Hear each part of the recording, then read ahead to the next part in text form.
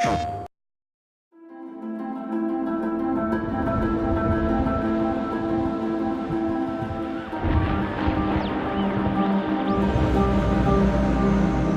important aspect with the storm scene is that it represents a gear change in the story. So this is really the first time the characters are leaving the relative safety of the start of the game, and we definitely wanted to find a way to represent that in the art.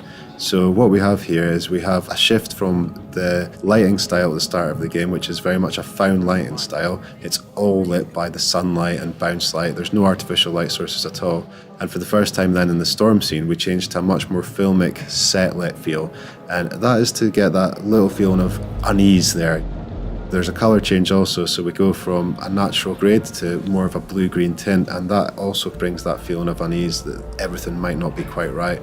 And it's the first time in the game that we really see that. So it kicks off then what is to follow in the rest of the game in terms of the horror aspects when they do get on board the ship. As well as that, there's a really important change of camera in terms of when the storm starts. So we go from a more composed, steady camera to a really handheld feel. And the idea there is that we want to emphasize the effects of the storm and have a lot more kinetic feel to the camera work. Also, the feeling there is that you want the audience present in the scene, so having a handheld, it gives this feeling that there's almost an unseen participant following around the characters filming this stuff. So for example, we try things like every time there's movement or a character is dragged or pushed off, the camera goes with them and follows them, just to get the impression that you're right there with them and you're taking part in the storm as well.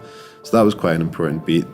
Once the characters journey into the ghost ship, the water's still ever present, and we use audio to remind the players of this with the waves pounding against the hull of the boat, like the heartbeat of an enormous beast with these metal creaks and groans, this leviathan ready to swallow them up at any moment. The underwater content is a very different challenge. There's a different timing mindset you have to consider. It's all about observing and absorbing yourself into that area. We looked at various different reference, film, TV and game reference too. Luckily, 2 of us on the team scuba dived before, which was good. We even went to a local pool and did some film reference for some of the more complicated scenes in the game, the fight scenes. We found in a lot of the reference, the divers would do a small paddle movement with their hands to readjust and center themselves. And also we found a lot of the divers use the environment to pull themselves along and push off from. So we try to incorporate those details into our work. There's something really fun about shooting on stormy conditions, and there's something fun about conveying that. But interestingly, one of the things in conveying that in terms of CG is that you have to do a lot of things that you'd maybe get for free if you were actually shooting it. So if you were really out there in a storm holding your camera, you would be getting blown around and you'd be getting rain on the lens or whatever you might get. When you work in CG, everything's automatically clean. So sometimes it's about how you can dirty up the shots and bring back some of those natural elements to convince the viewer that actually that storm is real. So for example, in the stormy sea, you have a lot of mist, a lot of rain moving around, showing how windy it is, showing how stormy it is, blowing into the camera.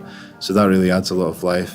In the underwater scene, we used it for silt, for plankton, for any kind of dirt and noise in the ocean. And without that, it can really seem quite lifeless. So that was a hugely important element.